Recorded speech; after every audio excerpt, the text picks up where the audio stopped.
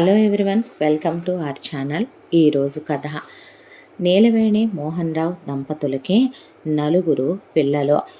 మోహన్ రావుది ఒక చిన్న ప్రైవేట్ ఉద్యోగం, నీలవేణి గృహిణి. వీళ్ళకి సొంత ఇల్లు లేదు, చెప్పుకోదగిన ఆస్తిపాస్తులంటూ అర్ధనా పైసా కూడా లేవు. మోహన్ రావు ప్రైవేటు ఉద్యోగం చేసి సంపాదించుకొచ్చే జీతంతోనే కట్టిబెట్టిగా సంసారాన్ని నెట్టుకు రావటంలో దిట్ట నీలవేణి. ఇక వీళ్ళకున్న నలుగురు పిల్లల్లో ముందుగా కొడుకు రాజా, తర్వాత ముగ్గురు కూతుళ్ళే. వీళ్ళకి ఉన్నటువంటి ఇది పిల్లలకి కాస్త ఒక అక్షరం ముక్క చెప్పిస్తే వాళ్ళ బతుకేదో రేపొద్దున వాళ్ళ కాళ్ళ మీద వాళ్ళు ఆధారపడి బతుకుతారులే అని అనుకుంటూ ఉండగానే రాజాని అలా స్కూల్లో వేశారో లేదో పువ్వు పుట్టగానే పరిమళిస్తుంది అన్నట్టు రాజా చిన్నప్పటి నుంచి నువ్వు గ్రేట్, నువ్వు చాలా బాగా చదువుతావు, వెరీ గుడ్, గుడ్, ఎక్సలెంట్ అనే మాటలు చిన్నప్పటి నుంచే చెవిలో పడి బాగా నచ్చటం మొదలైపోయినాయి. దాంతో ఇక ఎప్పుడు చూసినా కూడా first rank, first rank, first rank, first rank. చదువు అంటే పడి పడి పడి చదువు కోసం ప్రాణం వదిలేసేంత పడి పడి చదివేవాడు. దాంతో అంత బాగా చదివేటటువంటి పిల్లాడికి స్కూల్లో ఒక రోజున రాజా ఫస్ట్ క్లాస్లో ఉన్నప్పుడు ఒక స్పీచ్ చెప్పాడు.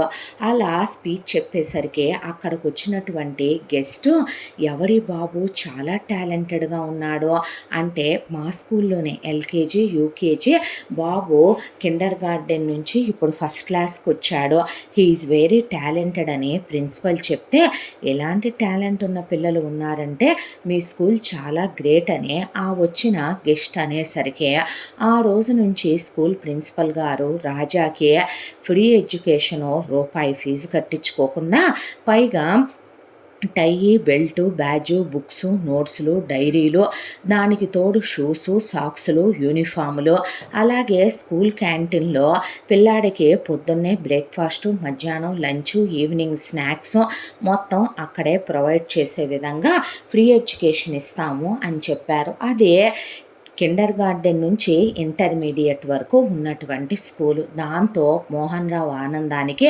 పట్టపగ్గాలు లేవో. ఇక ఆ తర్వాత కొడుకు భారం వీళ్ళకి ఏమాత్రం లేదు కదా, ఒక్క రాత్రి భోజనం మాత్రమే పిల్లాడికి పెట్టాలి.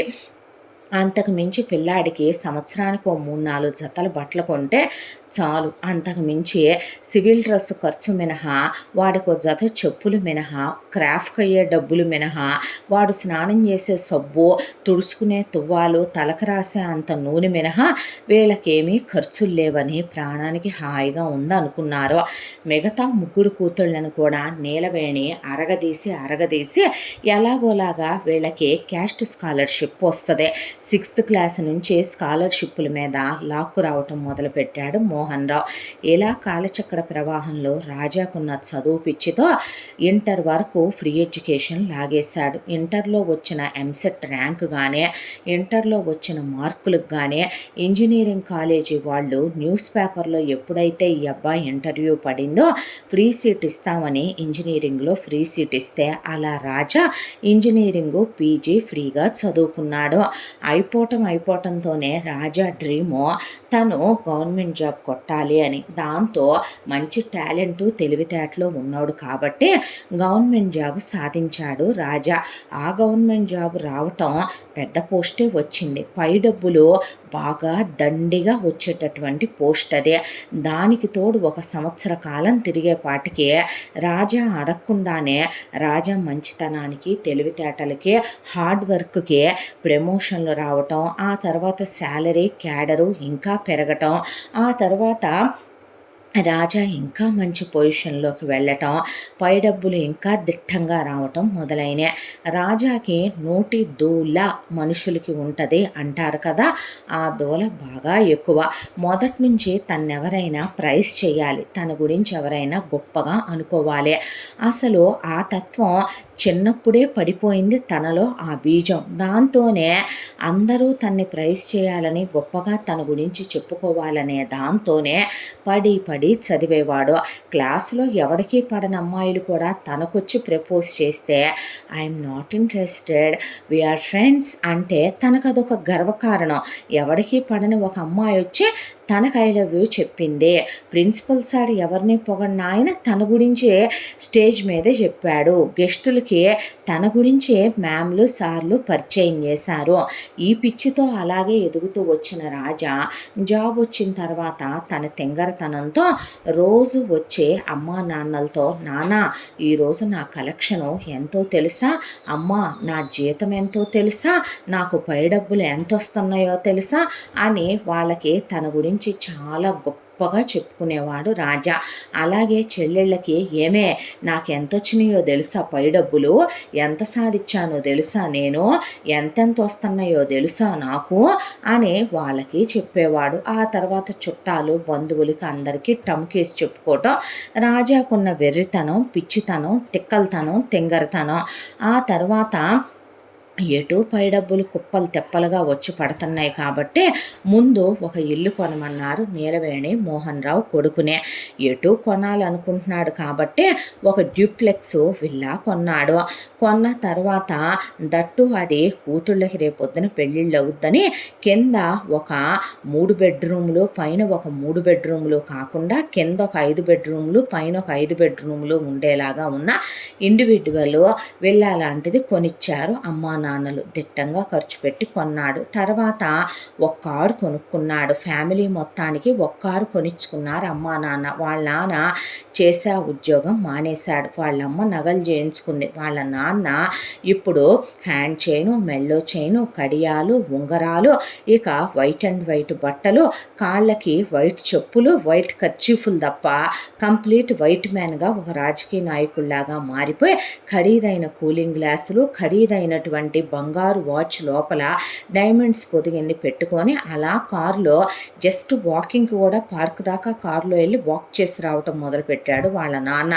లుంగీలు కట్టుకునే వాళ్ళ నాన్న ఈరోజు కొడుక్కి డబ్బులు వస్తున్నాయి అనేపాటికే నైట్ డ్రెస్సులకి షార్ట్లకి మారిపోయాడు. వాళ్ళమ్మ ఇంట్లో ఉదయం పూజ చేసేటప్పుడు ఒక పట్టు చీర, తర్వాత ఇంట్లో పని మనుషులు, వంట మనిషి, అసలు మనిషి ఏసీ లేదే ఉండలేక ఇల్లంతా సెంట్రలైజ్ ఏసీ చేయించుకుందే. ఆ తర్వాత ఒంటి నిండా మెడ కదలకుండా నగలు, దాంతోపాటు రోజుకి ఒక 5-6 పట్టు చీరలు మార్చే, ఉదయం లేవగానే ఓ పట్టు చీర, టిఫిన్ అయ్యాక ఒక పట్టు చీర, భోజనం అయ్యాక ఓ పట్టు చీర, సాయంత్రం బయటికి వెళ్ళేటప్పుడు ఓ పట్టు చీర, లేదా అకేషన్లు ఉంటే వాటికి తగ్గట్టు వర్క్ శారీస్, నైట్కి వచ్చేసి చాలా లైట్ వెయిట్లో ఉండే ఖరీదైన వైట్ శారీస్ ఇలాంటి కడుతూ వాళ్ళమ్మ ఖరీదైన చెప్పులు, ఖరీదైన హ్యాండ్ బ్యాగులు, వాళ్ళమ్మ రేంజ్ అలా పెరిగిపోయింది. ఆ తర్వాత చెల్లెళ్ళకి పెళ్లి చేయవేమిట్రా, ఇంజనీరింగులు అయ్యే ముగ్గురు అలా ఇంట్లోనే ఉంటున్నారు. ఇవాళ నీకు 4 రూపాయలు వస్తున్నాయి, చెల్లెళ్ళ బాధ్యత నువ్వు కాక ఎవరు తీసుకుంటారు నాన్న, నిన్ను కష్టపడి రెక్కలు ముక్కలు చేసుకొని నేనేమో నవమాసాలు మోసి రక్త మాంసాలు పంచి పాలిచ్చి పెంచి ఇంతవాణ్ణి చేశానా, నాన్నేమో నీకోసం నిద్రాహారాలు మాని నీకోసం నాన్న పార్ట్ టైం ఉద్యోగాలు చేసి నేను చదివి చింత ప్రయోజకుని చేస్తే బాధ్యత పంచుకోవు అంటే ఆల్రెడీ తన రెస్పాన్సిబిలిటీ తీసుకునే కుర్రాడే, తీసుకోవటానికి రెడీగా ఉన్న చెల్లెళ్ళని పెళ్ళిళ్ళకి రెడీ అవ్వమని ముగ్గురికి ఒకే మండపంలో 2 నిమిషాల గ్యాప్తో ముహూర్తాలు వచ్చేలా పెళ్లి చాలా గ్రాండ్గా చేద్దామని ఒక్కో చెల్లెలకి 50 లక్షల రూపాయల కట్నం, 25 లక్షల రూపాయల బంగారం, 15 లక్షల రూపాయల పెళ్లి ఖర్చులు, దానికి తోడు వాళ్ళ మొగుళ్ళకి 5 లక్షల రూపాయలు గోల్డ్, ఒక కారు అని కోటి రూపాయలు లెక్కేసి కూర్చున్నాడు. వేసుకున్న తర్వాత చెల్లెళ్ళు మేము గవర్నమెంట్ ఎంప్లాయీస్ని చేసుకోమని, టైం టు టైము వెళ్ళొచ్చే వాళ్ళంటే చిరాకనే, మాకు సాఫ్ట్వేర్ ఇంజనీర్లు కావాలని, అప్పుడైతే వాళ్ళతో పాటు మేము పొట్టి బట్టలు వేసుకోవచ్చు, ట్రిప్పులకి వెళ్ళొచ్చు, వాళ్ళతో పాటు పార్టీలకు వెళ్ళొచ్చు, పబ్బులకి వెళ్ళొచ్చు, డ్యాన్సులు చేయొచ్చు, తాగొచ్చు, వెంటనే పిల్లల్ని కనకపోయినా ఏమనరు, దానికి తోడు వేరు కాపురాలు ఉండొచ్చు అని వాళ్ళు అలా సెలెక్ట్ చేసుకుంటే, సరే చెల్లెళ్ళు కోరిందే కోరిక తీర్చయ్యా అని అమ్మా నాన్న అంటే ఒక్కొక్కళ్ళకి 1,50,000 రూపాయల ఉద్యోగానికి తక్కువ ఉద్యోగస్తుల్ని తేలా. వాళ్ళు నచ్చి, వాళ్ళు మెచ్చిన వాళ్ళనే ముగ్గురినిచ్చి చెల్లెళ్ళు ముగ్గురికి కూడా పెళ్ళిళ్ళు జరిపిచ్చాడు. జరిపిచ్చిన తరువాత ఒకళ్ళ తర్వాత ఒకళ్ళు చెల్లెళ్ళు, పెద్ద చెల్లెలు 2 ఏళ్ళు తిరిగేపాటికి 2 పిల్లల్ని కన్నదే. వాళ్ళకి 2 పూరుళ్ళు తల్లి తనతోనే పెట్టిచ్చిందే. ఆ తర్వాత ఆ పిల్లలకి పుట్టగానే బంగారు మొలతాడని, ఆ తర్వాత వాళ్ళకి కాళ్ళకి బంగారు కడియాలు, బంగారు మురుగులు, గొలుసు, ఉంగరాలు, అలా పెద్ద చెల్లి 2 పిల్లలకి, రెండో చెల్లెలు 2 పిల్లలకి, మూడో చెల్లెలకి ట్విన్స్ పుడితే నాకు రెండో కాన్పుకి పెట్టుకోలేదు కాబట్టి రెండో కాన్పు ఖరీదయ్యే డబ్బులు నాకు ఇచ్చేసేసేయమని అన్నాక చెల్లెళ్ళకి సీమంతాలకి చేయించే బంగారాలు, సీమంతాలకు అయ్యే ఖర్చులు, ఫోటోషూట్లు, జెండర్ రివీళ్ళు, ఆ తర్వాత పెళ్ళైనప్పుడు కూడా వాళ్ళు హనీమూన్లకు వెళ్ళే ఖర్చులు మొత్తం తల్లి తండ్రి తన్నే చూసుకోమని వదిలేశాక అమ్మయ్య వీళ్ళందరి బాధ్యత కంప్లీట్ అయిపోయింది. ఇప్పుడు ఇక నేను పెళ్లి చేసుకోవాలని పెళ్ళిళ్ళ పేరయ్య గారిని ఒక సంబంధం చూడమని అమ్మాయి ఎలా ఉండాలో తెలుసా, ఇన్నేళ్ల నుంచి నేను స్టిల్ వర్జిన్ అండి, నేను చేసుకునే అమ్మాయి వర్జిన్ అయి ఉండాలి, నా పెళ్ళాం మీద నాకెంతో ఆశలున్నాయి, దొండపండు లాంటి పెదాలు, కలువ రేకులు లాంటి కళ్ళు, అమ్మాయి బుగ్గలు యాపిల్ పళ్ళులాగా ఉండాలి, అమ్మాయి తెల్లటి తెలుపు కాకపోయినా పర్వాలేదు మంచి కలర్ ఉండాలి, ఫిజిక్ ఏముందరా వీడి పెళ్ళాం అని చొంగ కార్చాలి రోడ్డు మీద వెళ్ళేవాళ్ళు నన్ను నా పెళ్ళాన్ని చూసి, చదువుకున్న అమ్మాయి ఉండాలి గుర్తుపెట్టుకోండి అంటే ఆయన అబ్బాయి గవర్నమెంట్ ఉద్యోగం మంచి పొజిషన్లో ఉన్నాడు, సొంత ఇల్లు వాకిలి కూడా ఉందని మంచి సంబంధం చూశాడు. అమ్మాయి పేరు రాణి. ఇంకేముంది రాజా, మా ఇద్దరి పేర్లు కూడా కలిసినాయి అని ఆ అమ్మాయి నడిచొస్తుంటేనే కాఫీ కప్పులు తీసుకొని ఆ అమ్మాయి బాడీ మొత్తం స్కానింగ్ చేసేసాడు. ఆ అమ్మాయి కాలి గోళ్ళ దగ్గర నుంచి తల జుట్టు వరకు ఎన్నాళ్ళ నుంచి పెళ్లి చేసుకోపోవటమో, ఎవరిని ప్రేమించకపోవటమో, కోరికలన్నీ కట్టి కబోర్డ్లో పెట్టడమో కానీ రాజాకి వైఫ్ మీద, తన ప్రైవేట్ స్పేస్ మీద, ఏకాంత సమయం మీద చాలా ఎక్స్పెక్టేషన్స్ ఉన్నాయి. దాంతోనే ఆ అమ్మాయి మాట్లాడుతుంటే ఏమున్నాయి ఆ పెదాలు, అలా కొరికేయాలనిపిస్తున్నాయి ఆ బుగ్గలు, ఆ కళ్ళు ఏమున్నాయి అసలు, ఆ వంపు సొంపులు నాకు పిచ్చెక్కేస్తున్నాయి అని రాజా అనుకునే లోపే ఆ అమ్మాయి మాట్లాడుతుంటే ఆ గొంతు ఏంటి చిలక పలుకుల్లాగా, ఆ మాటలేంటి, ఆ నడుం మీద పుట్టుమచ్చ ఏంటి, అబ్బబ్బా నా పెళ్ళం ఏమన్నా అందగత్య అని మురిసిపోయాడు. దానికి తోడు క్యాస్ట్లు కలిసినే, సేమ్ క్యాస్ట్ అని ఆనందపడిపోయాడు. ఆ అమ్మాయి ఇంజనీరింగ్ చదువుకుంది, ఇంకేంటి నా పెళ్ళం ఇంజనీరు అని మురిసిపోయాడు. దానికి తోడు ఆ అమ్మాయి వాళ్ళ అమ్మా నాన్న పిల్లకి ఒక 30 లక్షల రూపాయలు కట్నం డబ్బులు రాజా చేతికే ఇస్తామని, పిల్లకి ఓ 15 లక్షల రూపాయలు బంగారం పెడతామని, దానికి తోడు 10 లక్షల రూపాయలు ల్యాండ్ ఇస్తామంటే నా పెళ్ళం కట్నం కూడా తెస్తుంది, ఎంగేజ్మెంట్ ఖర్చులు పెళ్లి ఖర్చులు మేము పెట్టుకొని పెళ్లి గ్రాండ్గా చేస్తాం అన్నారు. వాళ్ళకుందే 2 ఆడపిల్లలే కాబట్టి ఆస్తిని 3 వాటాలేసి ఒకటి మేము ఉంచుకొని ఒకటి పెద్దమ్మాయికి ఇచ్చి ఇంకోటి చిన్నమ్మాయికి ఇచ్చేస్తాం. చిన్నమ్మాయికి మా చెల్లెలు కొడుకున్నాడు, రేపు వాడు చదువు పూర్తయిన తర్వాత అమెరికా వెళ్ళాలనుకుంటున్నాడు, పెళ్లి చేసి పంపించేస్తాం, మా అమ్మాయిని కూడా వాడితో పాటనే వాళ్ళు అక్కడే మాట్లాడేశారు రాణి చెల్లెల గురించి. ఇక పిచ్చి పిచ్చిగా నచ్చేసి చాలా గ్రాండ్గా తనకున్న అన్ని డ్రీమ్స్ నెరవేర్చుకుంటూ ఇక పెళ్ళాం కోసం అని చెప్పి నీలవేణి మోహన్ రావు సైలెంట్గా కూర్చుంటే అక్కడున్న చుట్టాల్లో ఒకళ్ళు మరి పిల్లకేం బంగారం పెట్టరా, ఎందుకు పెట్టకుండా ఎందుకుంటాం అన్నాడు రాజు. ఏంట్రా పెట్టేదే అంటే నువ్వు ఆగమ్మా అని ఎంగేజ్మెంట్కి తనే పెళ్ళానికి diamond necklace, ear rings, bangles set, తనే పెళ్ళాని మ్యాచింగ్ బట్టలు తీసుకొని ఫోటోషూట్ చేయించుకున్నాడు. ప్రీ వెడ్డింగ్ షూట్ అయిపోయిన తర్వాత తనకి చాలా డ్రీమ్స్ ఉన్నాయి పెళ్లి మీద, పెళ్ళాం మీద బోల్డ్ అండ్ ఎక్స్పెక్టేషన్స్ ఉన్న పెళ్ళాం పిచ్చోడు నిజం చెప్పాలంటే రాజా. ఆ తర్వాత ఇక గ్రాండ్గా పెళ్లిలో ఆ అమ్మాయికి మంచిగానే నగలు తీసుకున్నాడు, బట్టలు తీసుకున్నాడు, పెళ్ళి అయిపోయింది. అసలే కక్కుర్తిలో ఉన్నాడేమో, ఫస్ట్ నైట్లు అవ్వటం, ఆ అమ్మాయికి తాళి మార్చేయమని చెప్పి ఆ తర్వాత లాంగ్ లీవ్ అప్లై చేసుకొని హనీమూన్కి వెళ్ళి స్వర్గ సుఖాల్లో తేలియాడుతూ ఆ అమ్మాయి అందాల్లో స్వర్గాన్నే చూస్తూ వెంటనే పిల్లల్ని కనుద్రామనో ఒక 3 years పాటు లైఫ్ని ఎంజాయ్ చేద్దామని ఇంటికి వచ్చాక ఆ అమ్మాయి నేను నేను జాబ్కి వెళ్ళనా? రేయ్ ఇప్పుడంటే నాది గవర్నమెంట్ ఉద్యోగం, నువ్వెప్పుడు గుర్తొస్తే అప్పుడు ఇల్లు ఆఫీస్కి దగ్గరలోనే కొనుక్కుంది ఎందుకు అనుకుంటున్నావు? నాకు అలా ఆఫీస్కి వెళ్ళగానే నువ్వు గుర్తొస్తే మధ్యాహ్నం లంచ్ వంకతో వచ్చి క్లోజ్ అవుతున్నాను, తర్వాత ఈవినింగ్ ఎర్లీగా వస్తున్నాను. నువ్వు జాబ్కి వెళ్ళావనుకో అలిసిపోయి వస్తావు, అయినా నాకు పై డబ్బులు ఎంత వస్తాయో నీకు తెలీదా అని పెళ్ళైన దగ్గర నుంచే ఇక చెల్లెళ్ళ మొగుళ్ళతో పాటు పెళ్ళానికి కూడా చెప్పటం రాజాకున్న అలవాటు. సొల్లెదవా సోదెదవా అనే రాజా భార్య రాణి ఏది సీక్రెట్ ఉండదు తింగరోడికి అనుకునేది ఆ అమ్మాయే. ఆ తర్వాత రూపాయి రూపాయి దాచిపెట్టి ఆ అమ్మాయి ఒళ్ళో పడుకొని రాజా లెక్కలు చెప్పుకొచ్చాడు.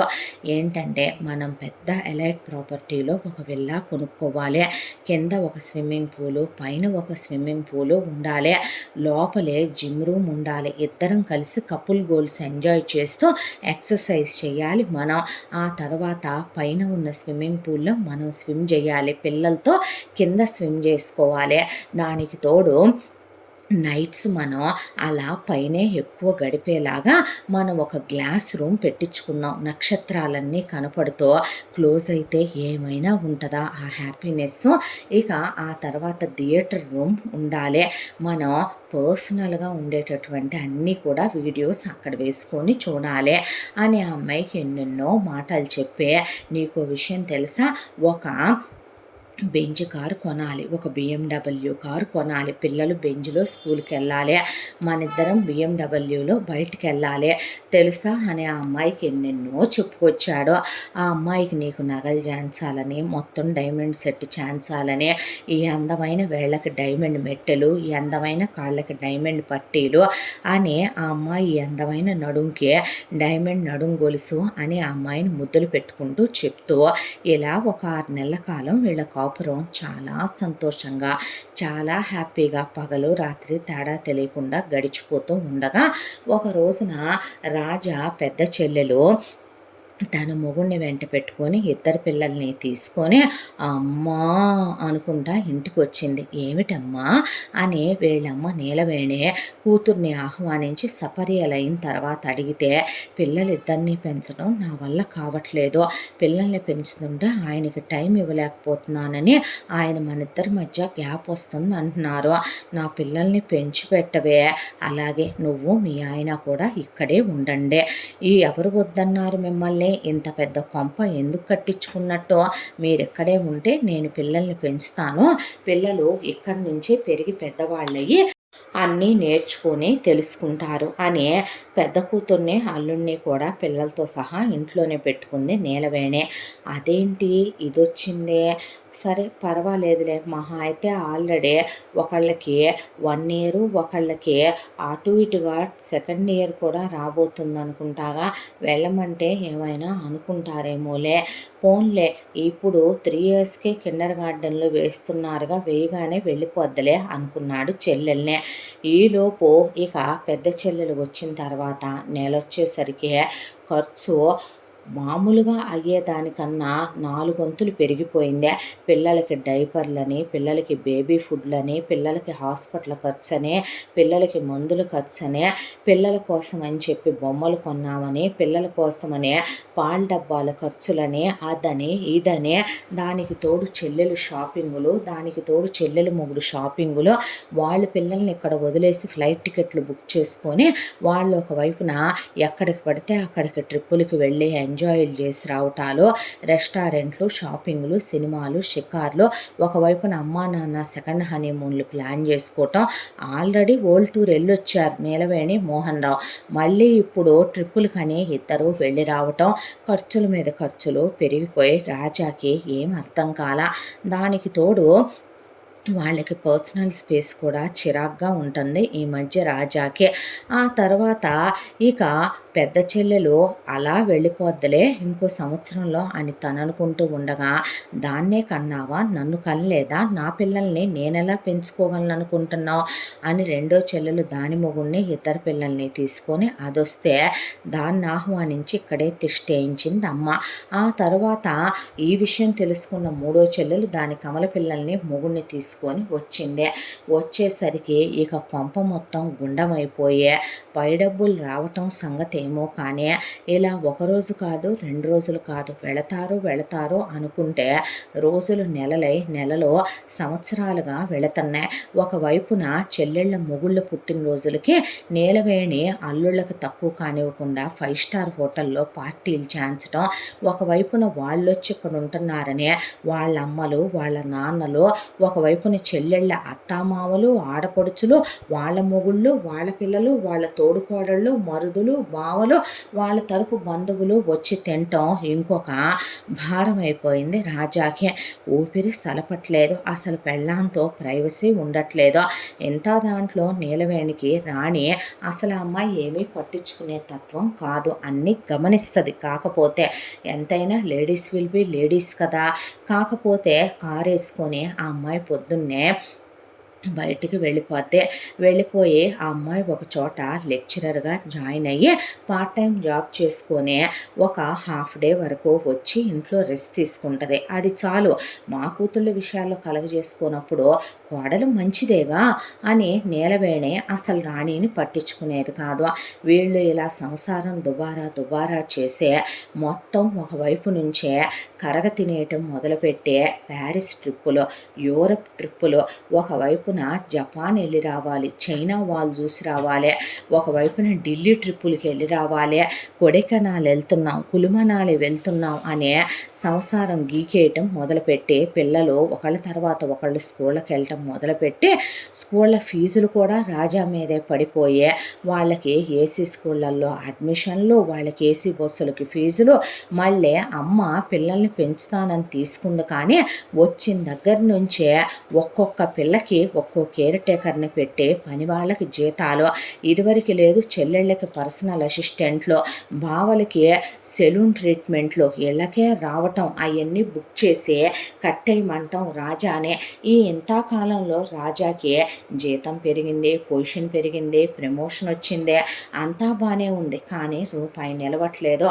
దాంతో ఒక రోజున ఒళ్ళు మండిపోయిన రాజా వాళ్ళ అమ్మ దగ్గరికి వెళ్ళి, ఏంటమ్మా వీళ్ళు వెళ్ళరా ఏంటి, వచ్చి దాదాపు 3 సంవత్సరాల కాలం అయిపోయింది కదవే, ఇంకా వెళ్ళరా అని పాపం తను పిల్లల్ని కందామనుకొని అడిగాడు. వెళ్తారు లేరా, మెల్లిమెల్లిగా నీ పెద్ద చెల్లెలు పిల్లలు, రెండో చెల్లెలు పిల్లలు, మూడో చెల్లెలు పిల్లలు ఇక్కడే డాక్టర్లు ఇంజనీర్లు అయిపోయాక నీ చేతుల మీదగానే ఫారిన్ పంపిద్దుగానే, అక్కడికి వెళ్ళి వాళ్ళు సెటిల్ అయిపోయిన తర్వాత వాళ్ళ పిల్లల దగ్గరికి వాళ్ళు వెళ్ళిపోతారులే అనే వాటికి రాజాకి కళ్ళు గిర్రం తిరిగి కూర్చుండిపోయి, నీకు బుద్ధుందా బుద్ధి లేదా, అసలు నువ్వు కన్న తల్లివేనంటే నేను పిల్లల్ని కనే పని లేదా, వీళ్ళందరినీ నేను చూస్తూ కూర్చోటానికి పుట్టాను అనుకుంటున్నావా, పనికి మాలిందానా అనేపాటికి పాపిష్టి వెధవా, తోడబుట్టిన పిల్లలు వస్తే పడి ఏడుస్తున్నావా, వాళ్ళంత ముద్ద తింటంటే చూసి ఓరవలేక అనే దవడలు వాయించి వెళ్ళిపోయింది వాళ్ళమ్మ. థూ అని వెళ్ళాడు వాళ్ళ నాన్న. ఛీ, నువ్వు ఒక అన్నయ్యవేనా, నువ్వు ఒక గోరింటాకు అన్నయ్యవని, ఒక రక్త సంబంధం అన్నయ్యవని, ఒక చిట్టు చెల్లెలు అన్నయ్యవని అనుకుంటే ఇదేనా చేసేదని చెల్లెళ్ళు అనే పాటికే నా దగ్గర రూపాయి లేవని కూర్చునేసరికి ఒక్కొక్క ఫ్యామిలీ 20 లక్షల చొప్పున అప్పులు చేసుకొచ్చారు. వాళ్ళ అమ్మా నాన్నకు ఒక 20 లక్షల అప్పు, ముగ్గురు చెల్లెళ్ళ మీద 3 లక్షల అప్పు, వాటికి ప్రతి నెల కట్టే వడ్డీలు 5 రూపాయల వడ్డీలకు తీసుకొచ్చారు. అవి కట్టుకుంటా ఫ్యామిలీ నెట్టేసుకెళ్ళటం తన వల్ల కాల. అప్పుల వాళ్ళు వచ్చి రాజాని చేయి చేసుకొని ఇంట్లోంచి బయటికి లాగి నానా మాటలు అంటే ఆ అప్పు కింద ఉండే ఇల్లు రాసి ఇవ్వాల్సి వచ్చిందే. పోనీ ఇల్లు రాసిచ్చాకైనా వీళ్ళు వెళ్ళిపోతారా అంటే ఎన్ని సంవత్సరాల్లో వాళ్ళ మొగుళ్ళకి జీతాలు పెరిగినాయి, క్యాడర్లు పెరిగినాయి, వాళ్ళు ప్రాపర్టీలు కొనుక్కున్నారు, వాళ్ళ అత్తమామల స్థిరచరాస్తులు వాటాలు పంచి తెచ్చుకున్నారు. ఇంకా తన మీద పడి తినటం ఏంటి. రాజాకే కళ్ళల్లో నీళ్ళు వచ్చాక మళ్ళీ వేరే విల్లా తీసుకొని ఇల్లు మారి సేమ్ నువ్వే ఇది సంసారం అని ఇంకో 2 ఏళ్ళు గడిచిపోయింది. వెరసి పెళ్ళై 5 ఏళ్ళు అయ్యేపాటికే ఇక రాజా వల్ల కాక ఒక రోజున డాబా ఎక్కి దూకేసి చచ్చిపోదామని ఎక్కితే వెనక నుంచి భార్య వెళ్ళి షర్ట్ పట్టుకొని లాగితే వెనక్కి పడ్డ తర్వాత బ్యామని పెళ్ళాన్ని వాటేసుకొని ఏడుస్తూ, చూసావంటే మా అమ్మ నన్ను ఎలా కొట్టెళ్ళిందో చూసావా, వీళ్ళు ఎలా నా మీద పడి తింటున్నారో అనేపాటికే చంపలు చంపలు వాయించి వదిలిపెట్టింది నా అమ్మాయి. ఎందుకే కొడతావంటే, నోరు మొయ్, యూ స్టూపిడ్ అనకూడదులే, కానీ నీకు పిల్ల బచ్చాగాళ్ళు, నీ మేనల్లుళ్ళు, నీ మేనగోడళ్ళు భయపడరు, నీ చెల్లెలు మొగుళ్ళు భయపడరు, నువ్వు భయస్థుడివే. మీ అమ్మ నాన్న నిన్ను కొట్టెళ్ళటంలో ఆశ్చర్యమే ఉంది. వీధిలో 1 సంవత్సరం బుడ్డోడు కూడా భయపడ్డరా నీకు? పర్వాలేదులే, రా అంటే అన్నావులే, చెప్పు అంటే ఏం చెప్పను, నా కట్నం మొత్తం ఇంటి కిందకు వాడేశావు. మా అమ్మ నాన్న నిన్ను నమ్మి నీ చేతిలో పెట్టినందుకు నా ల్యాండ్ అమ్మి వాడేశావు. నా గోల్డ్ అంతా మీ అమ్మ వాడేసిందే. వీళ్ళు బాగా మన మీద పడి తింటం మరిగారు. నీకంటూ సొంత తెలివితేటలు ఏడిస్తే గనక ఏదో పెద్ద నువ్వు అలెగ్జాండర్ ది గ్రేట్ లాగా ప్రపంచాన్ని గెలిచినట్టు ఆఫీసు నుంచి రాగానే ఈరోజు నా కలెక్షన్ ఎంతో తెలుసా అని, ఎక్కడ మరి నువ్వు కలెక్షన్ కింగు, మరి ఎక్కడ మరి నువ్వు పెద్ద మూవీ తీసావు, ఫస్ట్ రోజు కలెక్షను, సెకండ్ రోజు కలెక్షన్ అని వీళ్ళందరికీ చెప్పుకుంటూ కూర్చోటానికే చెప్పింది నువ్వు. కాబట్టే వాళ్ళు అలా తయారయ్యారు, వాళ్ళు బాగానే బాగుపడ్డారు. నిన్ను నమ్మి చేసుకున్నందుకు నా బతికే ఇలా చేశావంటే నేను చచ్చిపోతాను, నువ్వు ఇంకో పెళ్లి చేసుకో అంటే మళ్ళీ దవడ వాయించింది ఆ అమ్మాయే. ఇప్పుడు నేనేం చేయనే అంటే, అప్పులు చేస్తున్నారా, నేను సంసారం జరపకపోతే అది మన కర్మ, మనం నేర్పింది వాళ్ళకే. పోనీ నువ్వు ఒక ఐడియా చెప్పవే, నీ కాళ్ళు పట్టుకుంటాను, మనకి పిల్లలు కావాలి, నా బెంజ్ కారే, నా ఎలైట్ విల్లానే వయసు అయిపోతుంది ఒకవైపున అంటే, ఆ అమ్మాయి ఆ మాటకి టిట్ ఫర్ టాట్ చేయాలి. మీ అమ్మ నాన్న ఎవరికన్నా ఏమీ తక్కువైన వాళ్ళు కాదు. మీ అమ్మకి కూతుళ్ళంటే మహాప్రేమ, మీ నాన్నకి తెగ కారిపోద్దే. అందుకే నీ బతుకు ఏమైపోయినా పర్వాలేదని వాళ్ళకి దోచిపెట్టాలని సంకల్పించారు వాళ్ళు. ఇక మీ చెల్లెళ్ళ మొగుళ్ళ గురించే చెప్పాల్సిన అవసరమే లేదు. ఎంతవరకే రూపాయి దోచుకు తిందామా అనుకునే మనుషులు వాళ్ళు. కాబట్టి నువ్వు ఇప్పుడు నిన్ను డిమోట్ చేశారని, ఉద్యోగంలో లంచం తీసుకుంటూ దొరికిపోయానని, నీ జీతం 25,000 చెప్పు. చెప్తే ఇప్పుడు నా జీతం 25,000, నన్ను లంచంలో పట్టుకుంటారా, పట్టుకునేంత లంచం తీసుకోనా, ఫ్యాట్మన్ తీసింది మళ్ళీ ఆ అమ్మాయే. అసలు నువ్వెలా ఫస్ట్ ర్యాంకులు చదివావురా అంటే, ఫస్ట్ బట్టి పట్టేస్తాను, ఎగ్జామ్ రాశాక ఇక నాకు గుర్తుండదే థూ అన్న తర్వాత నువ్వు అలా చెప్పి చావు అన్నాక సరే అన్నాడు. అన్నాక ఆఫీసు నుంచి వచ్చి నెత్తి మీద కర్చీఫ్ వేసుకొని హాల్లో కూర్చున్నాడు. ఏమిట్రా అని అందరూ అడిగితే, లంచం తీసుకుంటూ దొరికిపోయానని, ఇక నుంచి నా కలెక్షన్లు రావని, రూపాయి పై డబ్బులు కూడా రావని, జీతం 25,000 పడిపోయిందని, కాదు కూడదు అంటే గనక ఉద్యోగంలోంచి తీసేస్తామన్నారని, కాళ్ళు పట్టుకొని ఉద్యోగం వరకు ఉంచానని డిమోట్ చేశారని చెప్పాడు ఉద్యోగంలో. చెప్పిన తర్వాత అయ్యయ్యో అని ఎవరికి వాళ్ళు మెదలకుండా ఊరుకుంటే, ఇప్పుడు ఆ 25,000తోనే నువ్వు ఇల్లు జరపాలమ్మా అంటే, ఎందుకు అంత టెన్షన్ పడతావు రాజా, ఎంతకాలంగా ఇన్ని సంవత్సరాలుగా మనం పోషించట్లా అత్తగారిని, మామగారిని, ఆడపడుచుల్ని, వాళ్ళ భర్తల్ని. ఆడపడుచులు భర్తలకు ఉద్యోగాలు ఉన్నాయి, అవసరమైతే ఆడపడుచులు వెళతారు, వాళ్ళ పిల్లలకి మరి నేళ్లుగా నువ్వు ఫీజులు కట్టట్లా, విశ్వాసం ఉంది వాళ్ళకే.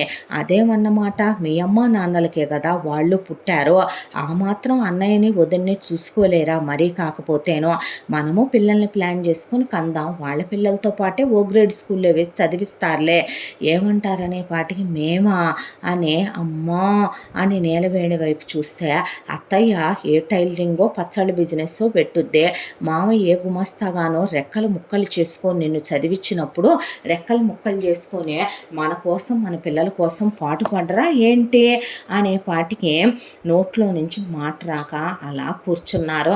ఆ తర్వాత ఒక నెల రోజుల పాటు సరే ఖర్చు పెట్టుకొని చూద్దాంలే అని చెప్పి, మహా అయితే ఏముందిలే తలా ఒక 10,000 వేసుకుంటే అయిపోద్ది అనుకున్నారు. అయితే రాణి ఆ అమ్మ ఎప్పుడు పెట్టినట్టే ఇంట్లోకి ఖర్చు పెడుతూ dry fruits, seeds, nuts, milk, దానికి తోడు కర్డ్, దానికి తోడు ఇక costly diet food, exotic fruits, ఆ అమ్మాయి బట్టల షాపింగ్లు, కారు పెట్రోల్కి, మెయింటెనెన్స్లకి, దానికి తోడు ఇంట్లో ఏసీలు వేస్తారు కాబట్టి కరెంటు బిల్లులు, పనివాళ్ళ బిల్లులు, ఇవన్నీ కలిపి నెలకి లెక్క చూసేపాటికి తడిసి మోపిడైపోయింది. దాంతో చెల్లెళ్ళ చెంపలు వాయించి ఒక్క నెల ఈ కొంపని పోషించలేకపోయాం మా ముగ్గురి మీద. మీ అమ్మా నాన్నలకి సిగ్గుండాలి. మనం వాడిని పోషించటం ఏంటి, మీ అన్నని మీ వదిన్ని పోషించటం ఏంటి, మీ అమ్మా బాబుల్ని పోషించడం ఏంటి, మూసుకొని పదండి పిల్లల్ని తీసుకొని. మన పిల్లల్ని ఎలా చదివించుకోవాలో మాకు తెలుసు. ఆల్రెడీ మనం 4 ఇళ్ళు కొనుక్కొని అద్దెలకి ఇచ్చుకున్నాము. ఒక విల్లాలు ఆల్రెడీ రెడీగా ఉన్నాయి. కార్లు కొనే పెట్టుకున్నాం విల్లాల ముందు. మీ అన్నయ్య ఇచ్చింది ఇంకొక కారు ఉంది, పిల్లల పేరు మీద వాడి చేత మీ అమ్మ డబ్బులు వేయించిందిగా. పిల్లల ఎడ్యుకేషన్ గురించి టెన్షన్ లేదు. మీ బంగారాలు వెండి తీసుకొని బట్టలు సర్దుకొని ముందు బయలుదేరండి అని. ఆ తర్వాత పెట్టా బేడ సర్దుకొని వెళుతున్నామంటే ఎక్కడికి అన్నాడు రాజా. మా బ్రతుకు మేము బ్రతకాలిగా అన్నయ్య, నీకు భారం కాకూడదుగా అని ముగ్గురు చెల్లెళ్ళు విత్ మొగుళ్ళు వాళ్ళకి రావాల్సినవి మొత్తం తీసుకొని విత్ పిల్లల్ని పెట్టాబెడ సర్దుకొని వెళ్ళిపోయారు. ఆ తర్వాత మోహన్ రావు ఒక ఉద్యోగం చూసుకున్నాడు. నీలవేణి టైలరింగ్ మిషన్ తీసిందే. రేపొద్దున మాకు రోగమో రుష్టో వస్తే మమ్మల్ని ఎవడు చూస్తాడని నీలవేణి మిషన్ కుట్టే డబ్బులు బ్యాంకులో వేసుకోవటం మొదలుపెట్టిందే. పచ్చళ్ళ వ్యాపారం మొదలుపెట్టి ఆ డబ్బులు దాచుకోవటం మొదలుపెట్టిందే. మోహన్ రావు ఇప్పుడు ఒక ఉద్యోగానికి వెళ్ళొస్తున్నాడు. ఈవినింగ్ పార్ట్ టైం ఒక 3 గంటలు లెక్కలు చెప్పుకొచ్చుకుంటున్నాడు. ఆ డబ్బులు వెళ్ళి చక్కగా తను దాచుకుంటున్నాడు. ఎవరి జాగ్రత్తలు వాళ్ళు పడ్డాక ఇదే రాజా. కుటుంబాలు, కుటుంబ విలువలు, వసుదైక కుటుంబాలు అంటే ఇలాగే ఉంటాయిరా వెర్రిబాగులోడా అందే రాణి. అనేపాటికి వెక్కి వెక్కి ఏడ్చేశాడు రాజా రాణిని పట్టుకొని. నా వాళ్ళు అనుకున్నాను, పరిస్థితి అడ్డం తిరిగిందని చెప్తేనే వీళ్ళు ఇలా తయారయ్యారు. నిజంగా అడ్డం తిరుగుంటే నా బతుకు ఏమైపోయేదే ఇప్పుడు అనేపాటికి ఎటు నీకు ప్రమోషన్ రాబోతోంది అన్నావు, దాంతోపాటు ఈసారి ట్రాన్స్ఫర్ కూడా తీసుకో అని చెప్పింది. అలాగే నన్నాడు. ఒక 5-6 నెలల్లో రాజాకి ప్రమోషను ట్రాన్స్ఫర్ వస్తే వేరే ఊరికి వెళ్లే ముందే అనుకున్న ప్రకారమే ఎలైట్ ప్రాపర్టీలో విల్లా కొనుక్కున్నారు. అది మీ అమ్మా నాన్నలకి కొన్నానని చెప్పకో. ఏం చెప్పను మరి, నేను చెప్తాను, నోరు మూసుకోవా ఇక నుంచి అంటే అలాగే అన్నాడు. ఆ తర్వాత అద్దెకి దిగాము. రాజా వాళ్ళ సార్దేది ఇల్లు నీట్గా ఉంచితే చాలన్నారు. చుట్టాలు బంధువులు ఎక్కువ మంది రద్దీ ఉంటే ఇల్లు ఖాళీ చేయిస్తామన్నారు అని చెప్పేసరికి నాకు ఇక్కడైతే గనక డబ్బున్న ఫ్యామిలీలు వాళ్ళు పచ్చళ్ళు పిండి వంటలు బాగా కొంటారులే, వాళ్ళ పిల్లలు ఫారెన్లో ఉంటారుగా అని అత్త తన బిజినెస్ గురించి ఆలోచించుకొని, మామ ఈ ఊళ్ళో అయితే గనక నేను చక్కగా ఇక్కడ ఒక ఉద్యోగం చూసుకోవచ్చు, నెలకు ఒక 50,000కి తక్కువ రాదు, ఇక్కడ ఎక్కడ లెక్కలు రాసినా ఏ సూపర్ మార్కెట్కి వెళ్ళినా కూడా ఒక 3-4 గంటలు బిల్లింగ్ సెక్షన్లో ఉంటే బాగానే వస్తాయి నాకనే లెక్కలు చూసుకున్నారు. ఎంత తెలివైన వాళ్ళు మీరు అనిపించింది ఆ అమ్మాయికి. ఆ తర్వాత ఆ అమ్మాయి అక్కడ ఫుల్ టైం లెక్చరర్గా జాయిన్ అయిపోయింది. జాయిన్ అయిపోయిన తర్వాత రాజా తన ఆఫీస్కి వెళ్ళొస్తూ ప్రతి రూపాయి ఇక నుంచి ఆ అమ్మాయి తీసుకోవటం మొదలుపెట్టింది. ఆ తర్వాత వాళ్ళు స్థలాలు కొనుక్కున్నారు. ఆ అమ్మాయి పుట్టింటి ఊళ్ళో పొలాలు కొనుక్కున్నారు, ఇళ్ళు కొని అద్దెలకి ఇచ్చుకున్నారు. ఆ తర్వాత రాణి 2 పిల్లల్ని కందే. వాళ్ళు సీమంతాలు జరిపించుకున్నారు, వాళ్ళు ఫోటోషూట్లు చేయించుకున్నారు, వాళ్ళు జెండర్ రివీళ్ళు చేయించుకున్నారు, వాళ్ళు పిల్లలకు బారసాల ఫంక్షన్లు నగలు చేయించుకొని పిల్లల ఎడ్యుకేషన్కి కెరియర్కి డబ్బులు దాచుకున్నారు. ఆ తర్వాత బెంజ్ కారు రాజా అడిగాడని రాణి తీసుకుంటే ఎక్కడిది కారు అని అత్త మామ ఆరాలు అడిగితే నా జీతం డబ్బులు ఉన్నాయిగా అత్తయ్య, ఆ జీతం పెట్టే రూపాయి దాచి ఈఎంఐలో ఆయన ఎప్పటి నుంచో అడుగుతున్నారని తీసుకున్నానంటే, ఏంటో మెంగ మెతుకులేదు మీసాలకు సంపెంగ నూనెని 25,000లో సంసారం లాక్కు రావాల్సి వస్తుంది. 10 మంది పనివాళ్ళని పెట్టుకునేదాన్నే ఇప్పుడు 2 పనివాళ్ళతో సరిపెట్టుకోవాల్సి వస్తుంది. వంట నేను చేసి నిప్పు పెట్టాల్సి వస్తుందని అత్త రోజు రాగాలు తీయటమే. ఇక కూతుళ్ళకి ఫోన్లు చేసుకొని గంటలు మాట్లాడుకుంటూ అంతా దాంట్లో మళ్ళీ ఆ ఇచ్చే 25,000లోనే గీసి పాలల్లో పెరుగుల్లో వాటిల్లో వీటిల్లో డబ్బులు కొట్టేసి కూతుళ్ళకి చీరలు కొని పంపటం, మనవాళ్ళకి మనవరాళ్ళకి అయ్యి తీసుకొని పంపటం కుక్కతోక వంకరని అత్త బుద్ధి మావ బుద్ధి మారదని ఆ అమ్మాయికి అర్థమైంది. ఇక నుంచి రాజా తన జాగ్రత్తలో తనుంటూ తను తన భార్య తన బిడ్డలు తన ప్రపంచం తనదనుకొని బ్రతుకుతూ అయిన వాళ్ళంటే వెనకటికి ఏదో సామెత చెప్పినట్టు మంచోళ్ళు మంచోళ్ళంటే మంచమంతా కంపు చేసి పెట్టారని, చివరికి తన వాళ్ళు తన పాలిట ఇలా తయారయ్యారని బాగా బుద్ధొచ్చి తన కథని తెలిసిన ఫ్రెండ్స్ అందరికీ కూడా చెప్పటం మొదలు పెడితే ఆశ్చర్యపోయారు వాళ్ళు. ఇలా వీళ్ళు రూపాయి దాచుకుంటూ జాగ్రత్త పడే వీళ్ళ జీవితాన్ని గట్టునేసుకున్నారు రాణి తెలివితేటల వల్ల. ఇంతటితో ఈ కథ పూర్తి. మళ్ళీ మరో మంచి కథతో కలుసుకుందాం. తప్పకుండా మన ఛానల్ని లైక్ చేయండి, షేర్ చేయండి, సబ్స్క్రైబ్ చేయండి, బెల్ ఐకాన్ క్లిక్ చేసి ఆల్ అనే బటన్ని ప్రెస్ చేయడం మర్చిపోకండి. ఇంత మంచి కథను మనకు అందించిన కథా రచయిత్రి సాయి లలిత గారు. మరో మంచి కథతో తప్పకుండా కలుద్దాం. Thank you so much.